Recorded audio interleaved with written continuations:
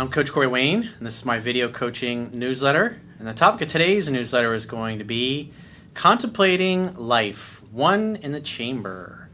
Well, I've got 3 emails I'm going to go through with you today. The first one is from a guy who's really struggling. He says he's got one in the chamber and the hammer cocked, and he's wondering if life is really worth living. The second email is from a guy who he knows what he wants in a woman. He's a struggling musician, and he asked me what he can do to set his life up so he can meet the kind of woman he wants. He's even contemplating moving to another country so he can find or be around more of the kind of women that he says he wants. And a third email is from a guy who sends in a success story. He's been following my work for about a little over a year, and he originally found my work after his first girlfriend was nice enough to stick him in the friend zone for his troubles. And so he's been following my work. He details all the things that he's gone through and changed in his life. He's gotten himself in shape. He's gotten more focused on his purpose and his mission. He's making more money. And he's now dating a woman who's the most beautiful woman he's ever dated, completely knocks his socks off. And before my work, it's the kind of woman he thought, there's just no way a girl like that would ever date me. And what's interesting is that he says this relationship versus all of his other relationships, he's having to put a lot less effort into it, and it's a lot more fun, it's a lot easier, and a lot more effortless. So it's a really great success story. So I got 2 emails. Both those guys are struggling. The third one's the guy's been following me for about a year, and he's doing really well now. So I have a quote that I wrote on this topic, and I'm going to go through first guy's email. And the quote says, "Nobody likes to experience physical or emotional pain or to have unpleasant life events. The reality is that life is not all sunshine and roses. Challenges and pain are life's way of letting you know that your current approach is not working, not optimal, or needs improvement. Pain and hitting the wall, metaphorically, are what usually causes us to move in a new or different direction. When you are on the right path, things seem to flow and be more effortless. When you accept your current circumstances, where you are in life, and can find joy in your journey, only then can you live in the present moment and appreciate the little things. When you don't accept your present reality and wish that it were different, you will experience pain and suffering. The best way to get out of a rut is to surrender to where you are, accept it, and keep grinding towards what you want, no matter how many decades it takes to get there. In life, pain is temporary, but quitting lasts forever." So let's go through the first guy's email. He says, "Dear Coach, I just wanted to try my luck and see if life is worth living." Well, like anything in life, you have to have an emotionally compelling reason why you want whatever it is that you want, whether it's getting in shape, getting a new relationship, or being able to date more of the kind of people you want, or starting a business, or having that dream career or that dream job. Unless you have a really emotionally compelling reason why you want to do something, you're simply not going to make the effort that's required in order to succeed at it. That's just a fact of life. When things are important to you, you'll find a way. And if it's not, you'll make excuses. He says, "I swore up, down, and after my ex-fiance mentally and physically abused me, that I would never let another woman take my focus and manhood away." Well, at the end of the day, what that tells me, if you let a woman sidetrack you, your focus and your manhood, that tells me that you were placing too much of an emphasis on that woman being the center of your life and your happiness. Before you ever get into a relationship, you got to have a great relationship with yourself. You got to learn to love yourself and learn to love your life and where you are and enjoy being alone. The idea is 2 people come together to share their completeness. And that's not just with intimate relationships, that's with all of your relationships. Whether it's your friendships or your family relationships or your relationships with your clients, you're there to give to them and they're there to give to you. Now, if you have a relationship that you enter in with somebody and you're putting in more effort, more resources than the other person is giving back, then you got to ask yourself, what looking at it from an accounting perspective, what are the pluses and what are the minuses? And if somebody's got too many minuses and not enough pluses, then you really got to ask yourself, are they really adding any value to my life? And way too many of us, like I used to do when I was younger, I had a lot of people in my life that just shouldn't have been there. People that obviously over the years I've since deleted as I came to realize, and I looked at, what are they adding value in my life? Are they making my life better? Do they encourage me to be better? Are they supportive? When I go through my difficult times, are they there? It's when you go through a difficult time in life that you realize who's really on your team and who's not. And as I've had several ups and downs in my life, it's interesting. The people that say they're your great friends and they're always there for you, and you go through a difficult time, they disappear. And then when you get back up on top again, you're doing well. Hey, buddy, we got to hang out. I got this great business. You want to invest in it? You know, come on, man. There's a lot of shallow people in this world. And you got to be very careful about who you allow into your inner circle. If they ain't adding value, it's time for them to get the fuck out. Ideally, you want to surround yourself with people that are more successful at things that maybe you're not very good at or that you want to improve at, because you'll get better just by being around them. It's like playing golf. Don't play golf with people that are worse than you. Play with people that are better, because then you'll learn more and you can learn from them to improve yourself. But at the end of the day, if you can't get up and enjoy yourself and enjoy your life and be excited about where you are and be excited about being single and accept the fact that, or contemplate the thought, I should say, what if I never meet anybody that's as good as that last person? What if I never meet anybody else again? What if I get hit by a bus next week?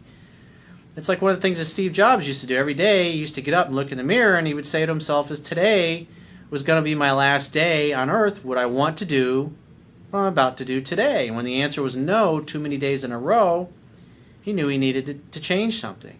And in my life, my career especially, when I got to the point when I was working for other people, where I felt like I wasn't growing anymore, where I felt like I'd kind of experienced everything that I could experience at that company, I knew it was time to move on and look for something else, look for other challenges. And that was the one thing that I always did that really helped me to continue moving forward, because the average person, when they get into that situation, they're focused on their paycheck and how much they're earning, but they tend to ignore the fact that they hate getting up and going to work every day.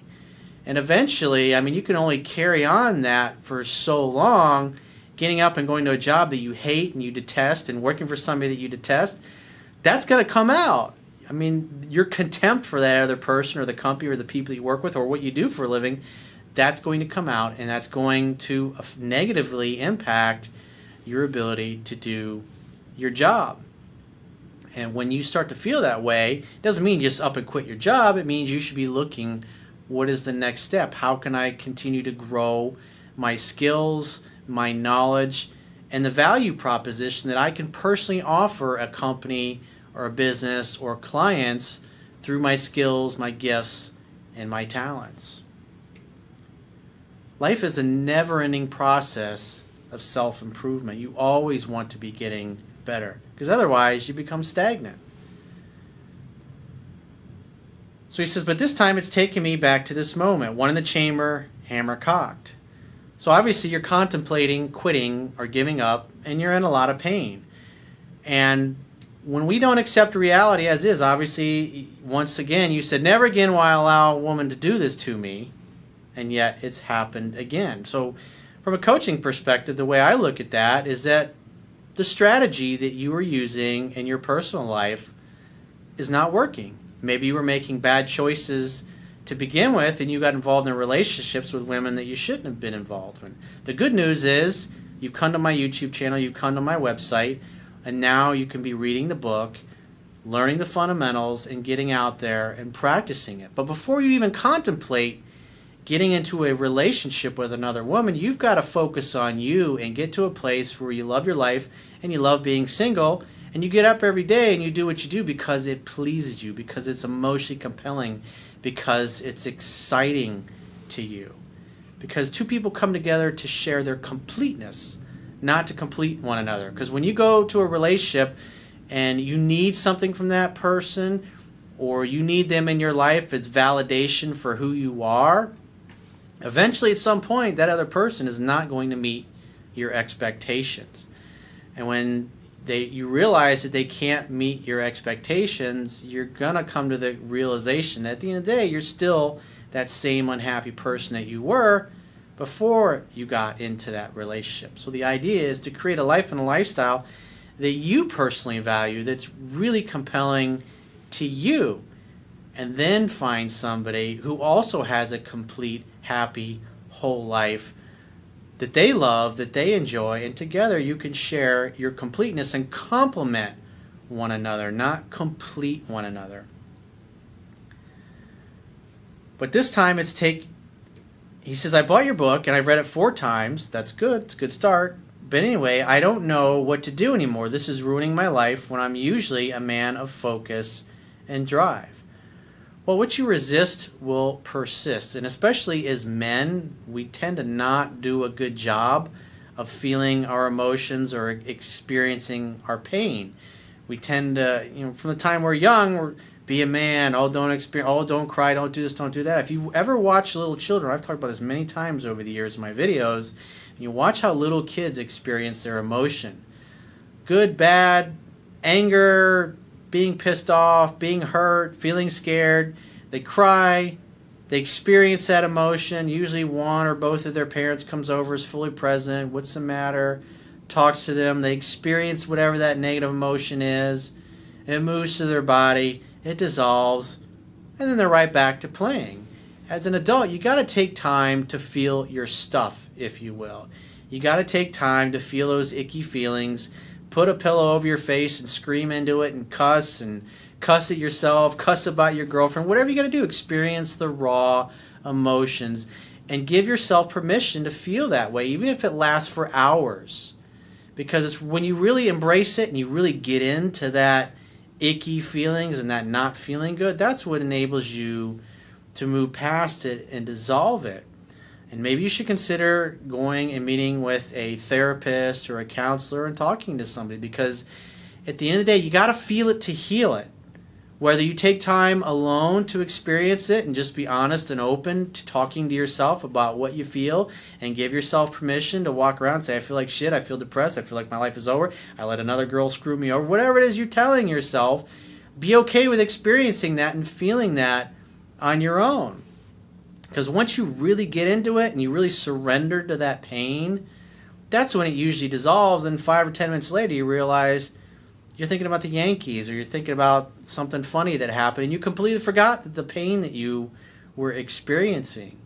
But if you're not good or you're not comfortable with that, a therapist, a psychologist, there are lots of people out there that are trained professionals to help people that are in your situation. So I would highly recommend that you go seek somebody like that out if you're really struggling.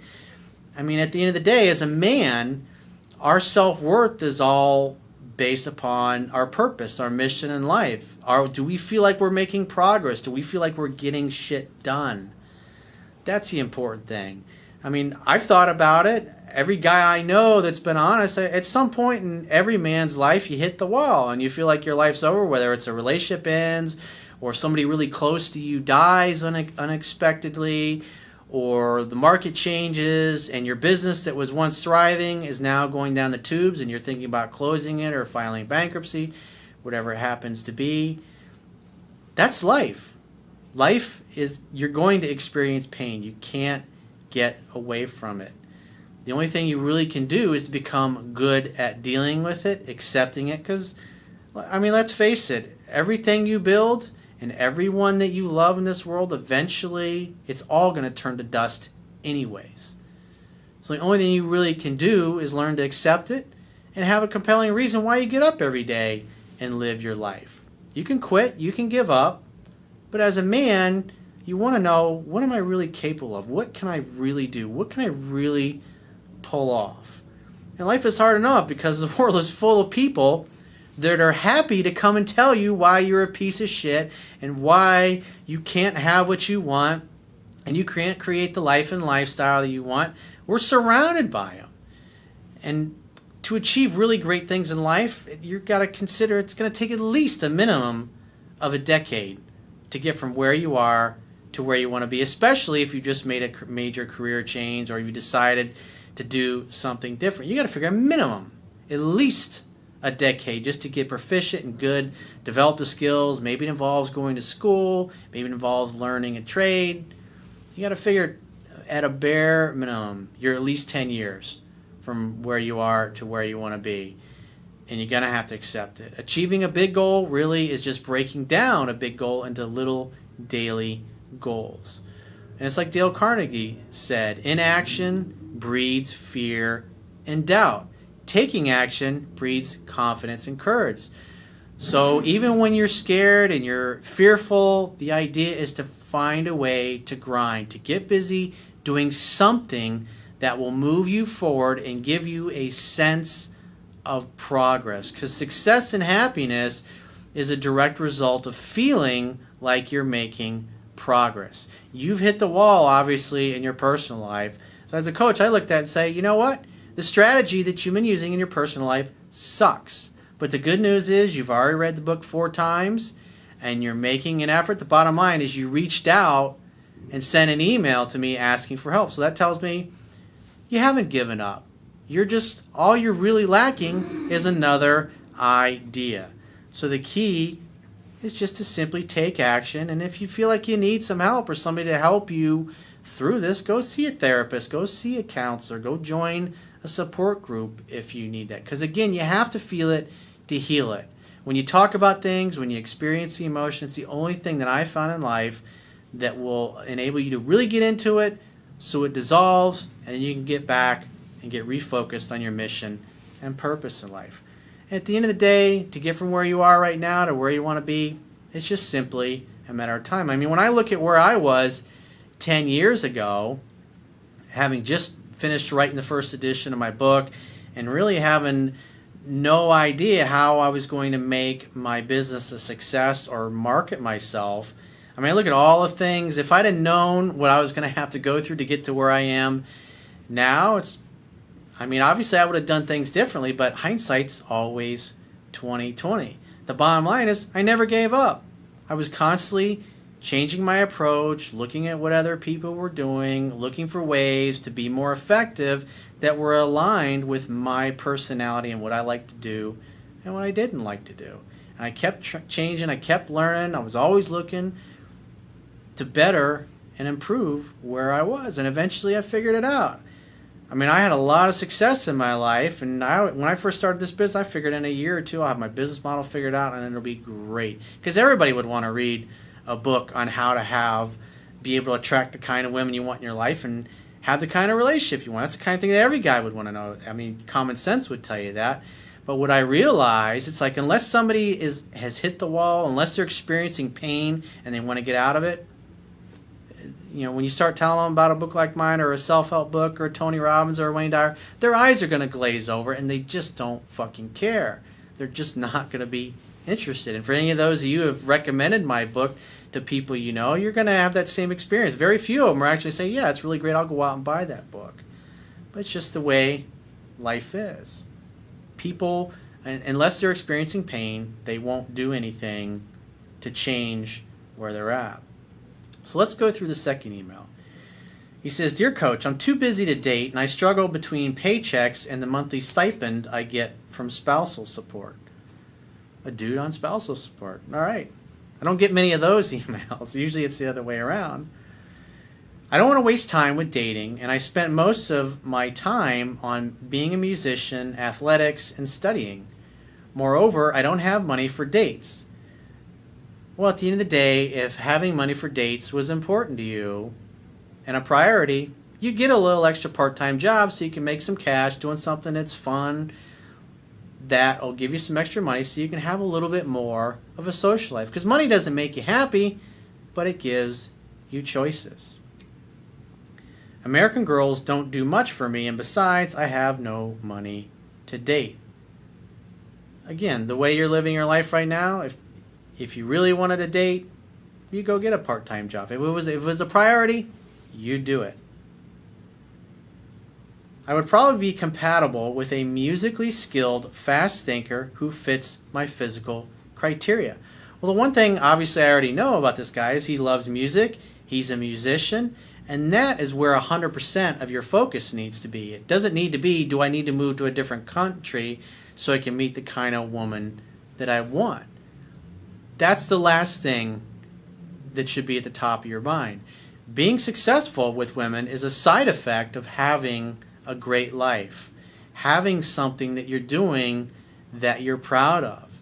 Because guys that have a stable career or a stable business, that's when you're going to feel most comfortable as a man, where you actually want to be in a long-term relationship. If you're kind of struggling financially and you don't know where you're going to be next week or how you're going to make your next month's rent payment, getting into a long-term relationship, you're going to feel too unease and too unstable in your life to where you're going to want to do that. And you're going to tend to be more of a kind of a casual dater and just hook up when the opportunity presents itself. And the fact that you're a musician and you get up and perform in front of other people, you're going to meet other women and other people for that matter as a side effect of that.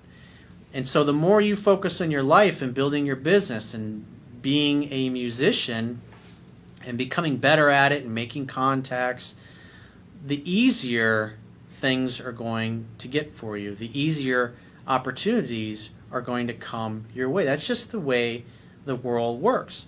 When I first started my real estate company, obviously I was married at the time, but after about a year and a half of being in the business, that's when I decided to leave my wife. Man, for 6 months after I left her, I wanted nothing to do with women. I didn't want to date. I was like, whew. I was free. I'd made a mistake, and I'd been living this lie that I was telling myself for several years and listening to everybody but what I was feeling inside. And that made me feel like, wow, now I can really go live the life I want and do the kinds of things I want. And I focused for at least 6 months. I think I went on a date probably for that whole entire, at least a year before I started dating again. Even then, it wasn't really a priority. And as I really started to learn more about the real estate business and the buy, fix, and sell business, and I became more established and the income was really starting to grow, that's when I felt more stable and more at ease. And meeting women just became a side effect of focusing on my mission and purpose in life. And that's why I place such a big emphasis on it. It's not about going out and finding somebody. It's about becoming the kind of person you want to attract. Becoming the kind of person that a woman who had her shit together and has a complete life would be attracted to.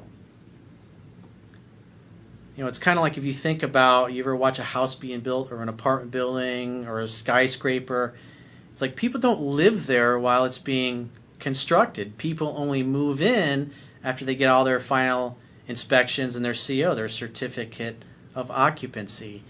And if you're building your life, if you're in that process, you're really, think of yourself as like a house that's being built. You're not really ready for the occupants to move in yet. I like younger Japanese women around 18 who are talented. How can I move to Japan and continue my musical progress and still have time for athletics while seeking a girl? Well, if the only reason that you're even thinking about moving to Japan is because you want to meet a Japanese girl, that's fucking ridiculous, dude. That is the wrong approach. What you need to be focusing on is where is the best place for you to live that's going to support the kind of lifestyle you want, give you plenty of opportunities for gigs in your musical career, a city that has a really great musical scene. He says, I do not want full-time work. Work is an energy drain and time-consuming distraction that leaves me tired and unfocused. I don't blame you. That's why, even though my business was profitable, why I chose to sleep on my dad's couch for a period of time and I waited tables for 10 months. I was working 3 days a week. I would earn like anywhere from $100 to $200 a night. And then I'd get up the next day and then literally within an hour I'd blow all that money doing a Google pay-per-click campaign, just or paying my web developers to experiment with ways on my website to figure out what was the right way to package up my knowledge and my skills and my ability and offer it to people where they could say, you know what, this guy knows what he's fucking talking about. Let me buy his book. Let me hire him. And I was willing to do those things. I was willing to suffer for my purpose, even though I'd lived on had $1 million lakefront house. I had nice toys. I had a nice $70,000, $80,000 ski nautique boat. I had 2 cars, I had 2 houses, I had a $2.5 million office building. I had this great life that I built around it, and I liquidated everything. And I was waiting tables for 10 months. People say, well, everybody, most of the people that knew me were like, why don't you just go get a job in the construction industry, dude? Why are you fucking waiting tables part-time?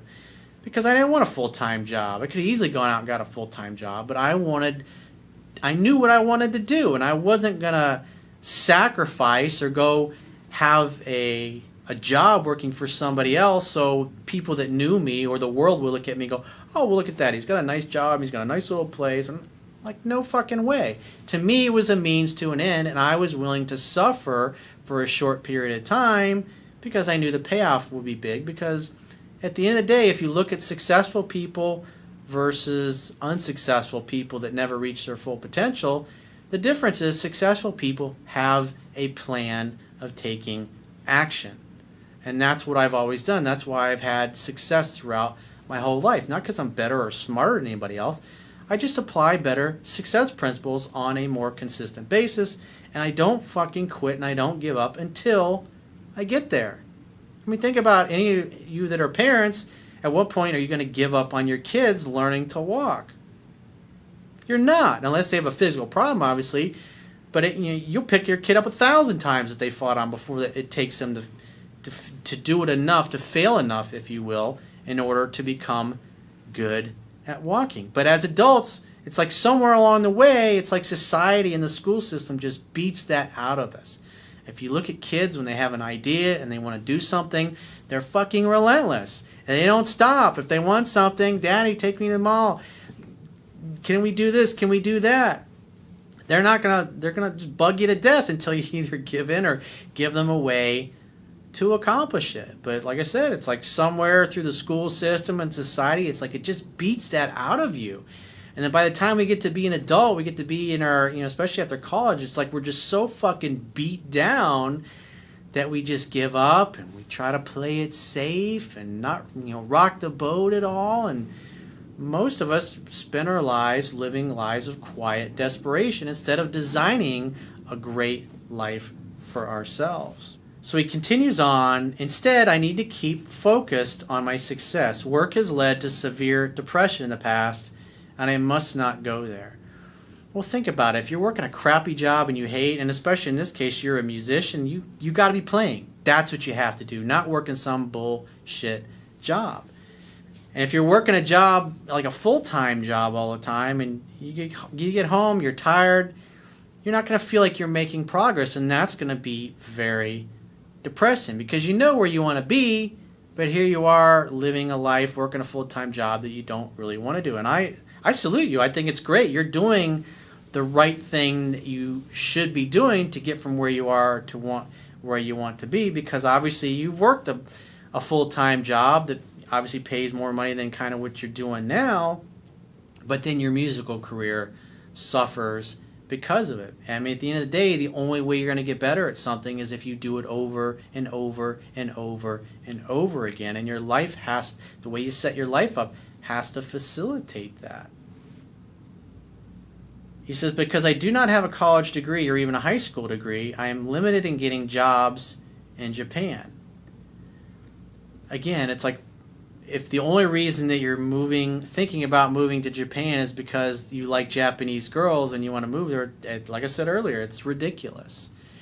You've got to think about the kind of music that you play, where is it most popular, where are the greatest opportunities for gigs, and to play the kind of things that you want and to have the kind of musical career that you want. And he also had sent a link to, he's got a YouTube channel.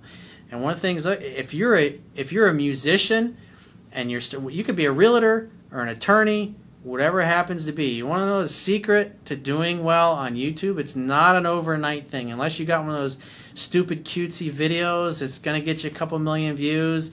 You could do 100 videos and none of them will go viral.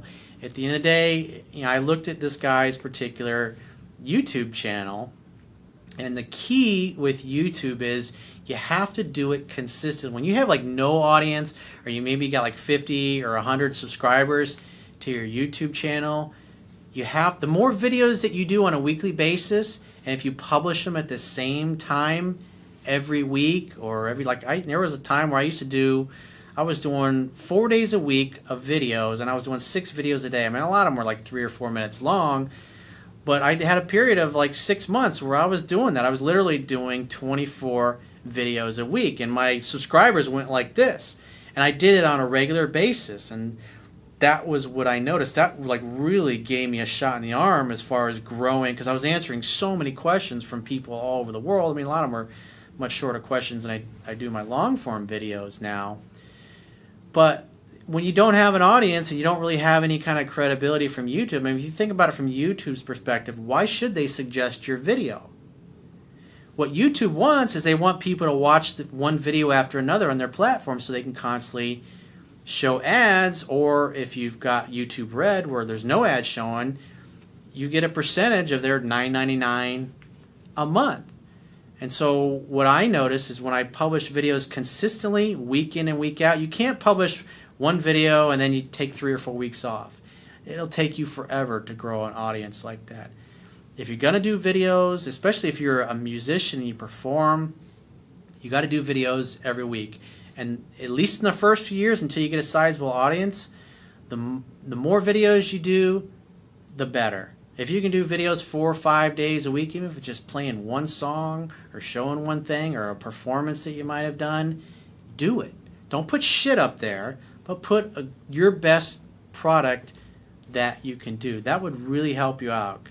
That will help you grow your business on the side, because maybe you perform, but maybe you also teach, because I noticed this guy has teaching videos as well. Again, the key is think of yourself, if you're going to have a YouTube channel, you're going to have a blog, you got to think of yourself like a newspaper or a news organization. You have to build your audience one person at a time. And the way to do that is consistency. And if you're consistent, YouTube will reward you with free traffic and all the subscribers that you're going to need. Because think about it, if you build over the course of 5 or 10 years, you build an audience, that's an audience that you can connect to for literally the rest of your life. And as you put out other albums or books or other products, or you get into other things, those people will stick with you. That's the beauty of the internet now. I mean, you think about the old days, you go work for a news organization, they fire you, you're off their network and you no longer have access to their audience. But now with Twitter and social media, you can build that audience that you can take with you from company to company. And especially like if you're a performing musician or a real estate agent, you can walk into an office. I mean, think about it. If you're performing gigs and you've got a couple thousand people that subscribe to your YouTube channel, and you go perform at a venue and there's always 50 or 100 people that show up to watch you play, that's worth a lot of money to that restaurant, because those people are going to sit there and watch you play. They're going to buy drinks, they're going to buy food, and then you can continue to charge more and more money just to get you to come and play their venue, because of all the business that you're going to bring in the door. It's really about your value proposition that you want to develop. Build an audience, and that audience will follow you anywhere. So let's go through the third and final email. This guy says, "Hello, Mr. Wayne. You, sir, are a genius." Well, actually, what I don't look at as I'm a genius or anything. What does genius mean? It's the ability to simplify things that most people perceive as being complicated. One of the things that Einstein says, he says, "I don't have any special skill or talent. I'm just passionately curious." And when you love what you're doing, when you have a compelling vision for your life that you're trying to create, you're going to be passionately curious about it. You're going to look at what other people are doing that are already succeeding in the area that you may currently either be a novice or you're developing your experience. That's the beauty of anything that you want to do in life. There's somebody already out there that's doing really well at it.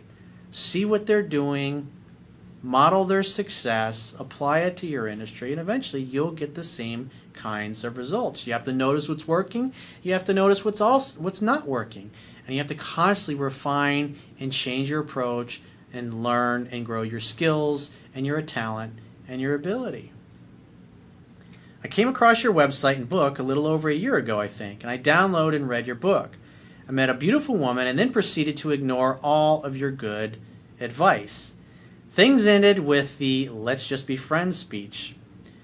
So it's like, even though this guy came across my work, some guys do that. They're like, I got this. They read the book a couple times, and they start hooking up and getting laid. Like, hey, I got this, Corey. I don't need to read it 10 to 15 times, whatever. And then it's when they hit the wall and they get burned. In this case, he got the let's just be friends speech. He's like, oh, should have listened to that fucking guy. I took a few months off for dating to work on myself, and that's a great thing to do. Because again, if you're not happy being alone and being single, you're not going to be happy in a relationship, not for very long anyway. I bought your book again, and I read it for a second and third time. I lost weight, I built muscle, I increased my net worth, and generally made myself better in many ways.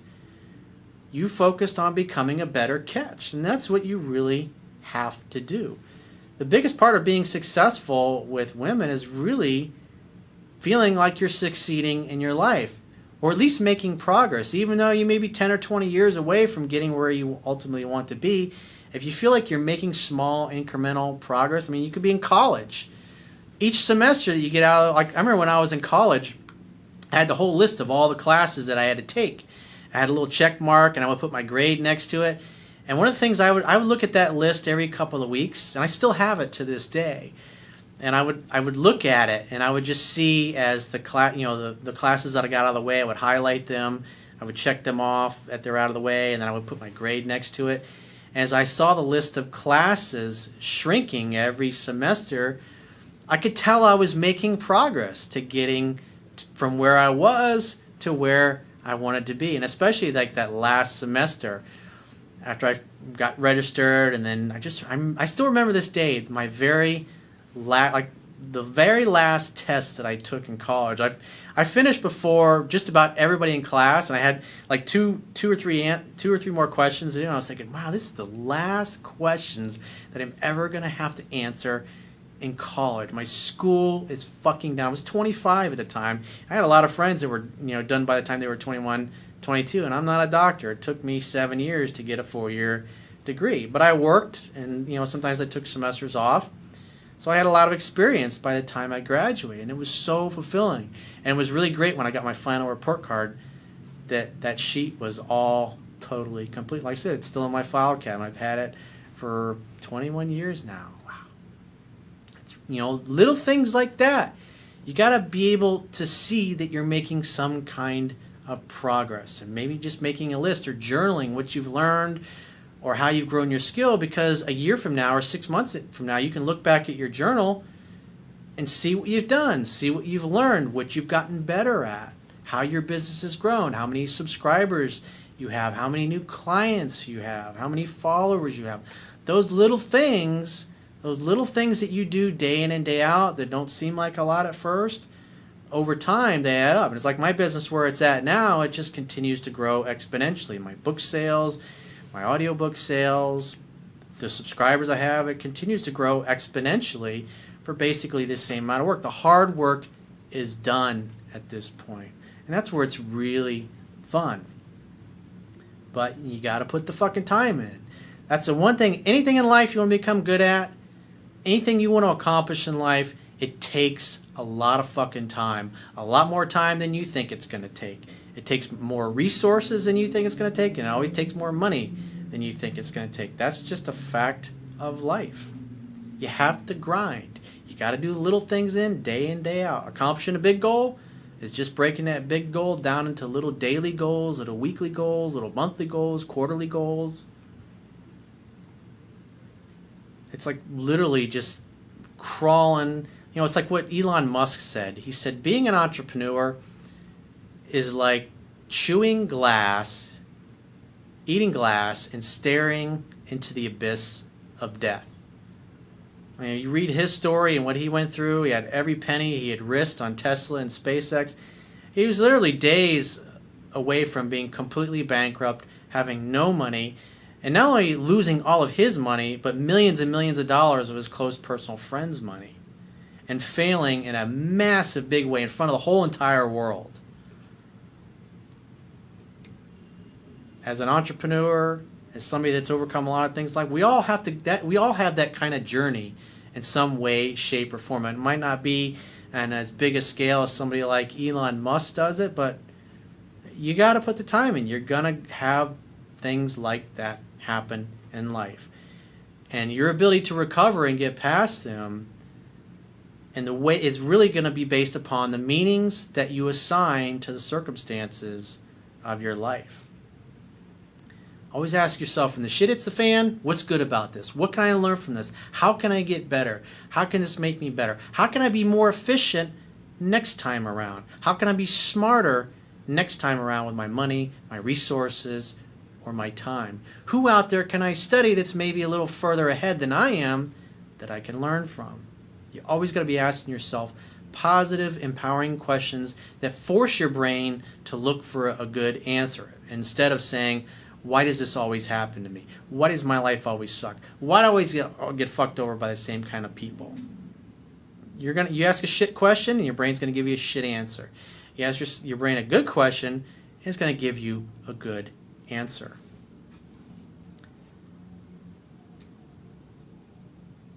So he says, someone recently set me up with a breathtakingly beautiful, smart, funny woman. In the past, I would have considered her way out of my league and not even tried to get to know her.